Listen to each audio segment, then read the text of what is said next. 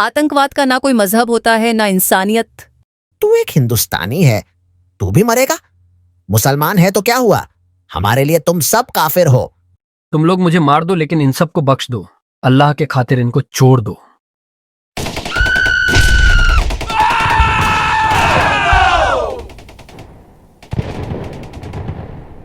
कश्मीर भारत की वो जन्नत जिसे खुदा ने शायद अपने हाथों से तराशा है। बर्फ से ढकी ऊंची चोटियां, हरे भरे मैदान और उन वादियों में गूंजती एक सुकून भरी खामोशी। इसी जन्नत के एक कोने में बसा है अशमुकम गांव, और उसी गांव की एक तंग गली में एक साधारण सा घर, जहां रहता था एक असाधारण इंसान जिसने ये साबित कर दिया कि कश्मीरियत सिर्फ सोच नहीं बल्कि कुर्बानी देने की हिम्मत भी है। उसका नाम था सईद आदिल हुसैन शाह सैयद, एक सीधा साधा 12 साल का युवक, परिवार का एकमात्र सहारा। दिन भर टूरिस्टों को पहाड़ों में घोड़े की सवारी कराता और शाम होते ही लौट आता था।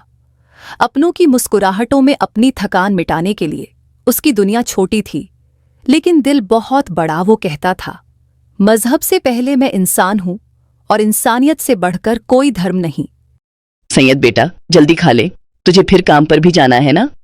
हाँ अम्मी, आता हूँ। और हाँ, आज थोड़ी देर हो जाएगी। होटल से कॉल आई थी, दिल्ली से कुछ टूरिस्ट आ रहे हैं, पहलगाम ले जाना है। शायद आज रात देर तक काम चलेगा।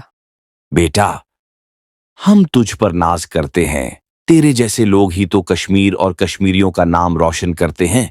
इतनी मेहनत करता है, अल्लाह तुझे जरूर तरक्की देगा। सब कुछ अल्लाह का है अब्बू, मैं तो बस अपना फर्ज निभा रहा हूँ। भाईजान, आप बहुत फेमस हो। मैंने आपका इंटरव्यू देखा था, कैसे आप गाइड की तरह सबको रास्ता दिखा रहे थे जब कुछ लोग खो गए थे। मेरे स्कूल में सब आपकी तारीफ करते हैं। आप तो बहुत फेमस हो भाईजान। नजर न लग जाए मेरे भाईजान को। अल्लाह खूब तरक्की दे इन्हें। सैयद बेटा, ये लो कंबल, पानी की बोतल और कुछ खाने का सामान भी रख लो रात के लिए। अगर ज्यादा देर हो जाए तो खा लेना। मौसम का कुछ भरोसा नहीं, कब बिगड़ जाए। आप कितनी फिक्र करती हैं अम्मी। सैयद खाना उठाता है, घोड़े की पीठ पर कंबल बांधकर घर से निकल पड़ता है। उसकी कमर से एक कपड़े का थैला बंधा था, जिसमें 2 बिस्किट के पैकेट, एक पानी की बोतल और अम्मी का दिया हुआ खाना रखा था। हर दिन की तरह वो पहलगाम की ओर चल पड़ा, लेकिन किसे पता था ये दिन अब हर दिन जैसा नहीं रहेगा। अरे सैयद, आज बहुत टूरिस्ट आए हैं, उन्हें ले जाओ, घुमाओ, कोकरनाग और कश्मीर दिखाकर वापस लाना। भाई साहब, हमने सुना है ये रास्ता थोड़ा खतरनाक है ना? खतरनाक तो नहीं कहूंगा साहब, बस पहाड़ों का मिजाज कभी कभी बदल जाता है। आप बस भरोसा रखिए, ये घाटियां जितनी हसीन हैं उतनी ही मेहरबान भी। सैयद सभी टूरिस्टों को लेकर पहलगाम की हसीन वादियों में पहुंचा। नीला आसमान, बर्फ से ढकी चोटियां और चारों तरफ फैली वो खामोशी, जैसे वादी खुद उसकी मेहमान नवाजी में मुस्कुरा रही हो। पर क्या पता था, ये खामोशी तूफान से पहले की थी। सब कुछ शांत था। वादी में हंसी की आवाजें गूंज रही थीं, कपल्स तस्वीरें खींच रहे थे, बच्चे खिलखिला रहे थे। सैयद भी 2 सैलानियों को घोड़े पर बैठाकर पहाड़ की ऊंचाई की ओर ले जा रहा था। और तभी अचानक वादी की खामोशी को चीरती हुई गोलियों की आवाज गूंजी। हर कोई सन्न रह गया। पेड़ों के पीछे से 3 लोग निकले, सेना की वर्दी में, लेकिन उनकी आंखों में नफरत थी, चेहरे पर इंसानियत नहीं थी।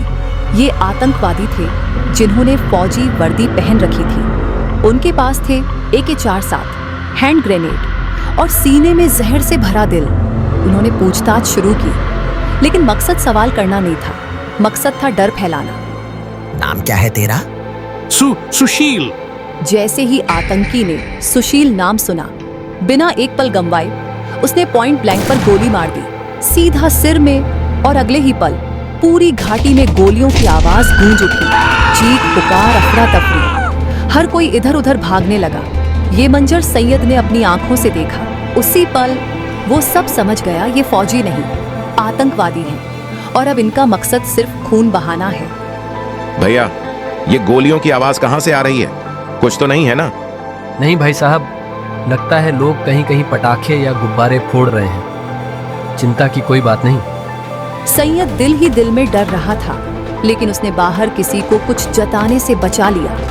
वो सोच रहा था, यहाँ से कैसे सुरक्षित निकलूं और इन सैलानियों को भी बचाकर लाऊं। तभी अचानक एक आतंकवादी सीधे उसके सामने आ गया और उससे सवाल करने लगा। नाम क्या है तेरा? धर्म क्या है तेरा? कलमा पढ़ सकते हो? भाईजान, आप कौन हो? ये क्या बोल रहे हो? तुम कौन होते हो मुझसे पूछने वाले? मैं तो हिंदुस्तानी हूँ, तुम मुझे क्या पूछोगे? इतना सुनते ही आतंकी ने सीधे टूरिस्ट के सिर में गोली मार दी। आसपास के 3-4 टूरिस्ट डर के मारे चुप हो गए। सैयद डर के मारे पीछे हट गया और उनके पीछे सारे टूरिस्ट हो गए। बस करो, ये हमारे मेहमान हैं, इन्हें मत मारो। कश्मीर को खून से मत रंगो। कश्मीरी होते हुए भी इन टूरिस्टों की तरफदारी करता है? हाँ, क्योंकि ये कश्मीर है और हम यहाँ मेहमानों को खुदा का रूप मानते हैं। साले, तू मुसलमान है फिर भी इन काफिरों का साथ देता है। अब तू भी इनके साथ मरना। इतना कहकर आतंकी ने 3 गोलियां चलाई। छाती में धंस गई, लेकिन उसकी आंखों में डर नहीं था बल्कि सुकून था, क्योंकि उसने कुछ लोगों की जान बचा ली थी। और इसी वजह से जो 3 टूरिस्ट थे वो भाग निकले थे। ये लोग तो भाग गए, चलो जितने हैं उन्हें मार डालो। ये कहकर आतंकवादी लोगों को मारकर भाग जाते हैं। घाटी खून से लाल हो गई। शाम तक सैयद के परिवार को उसकी कोई खबर नहीं मिली। अम्मी बार बार दरवाजे की ओर देखती रही। पिता ने कई बार फोन किया, लेकिन हर बार फोन स्विच ऑफ है, यही आवाज सुनाई देती रही। तभी पड़ोस का एक लड़का दरवाजा खटखटाता है और कहता है, चाचा, खबर आई है पहलगाम से गोलीबारी हुई है, कई लोग मारे गए हैं। किसी ने कहा एक घोड़ा वाला भी। मां की आंखें फटी रह गईं। पिता ने कांपते हाथों से फिर फोन मिलाया। इस बार घंटी बजी, लेकिन कोई जवाब नहीं आया। फिर अचानक किसी अजनबी नंबर से कॉल आया। क्या आप सईद आदिल हुसैन शाह के वालिद हैं? जी हाँ, सही फरमाया। आप कौन हैं? मैं पहलगाम अस्पताल से बोल रहा हूं। आपका बेटा सैयद हुसैन दुश्मनों से मुठभेड़ में घायल हो गया है, लेकिन उसने अपनी जान देकर बहुतों की जान बचाई है। इतना सुनते ही उनके घर में मातम छा गया। वो शाम ऐसी थी जिसे कोई भूल नहीं सकता। गांव के हर नुक्कड़ पर बस एक ही बात गूंज रही थी, सैयद गया नहीं है, वह अमर हो गया है।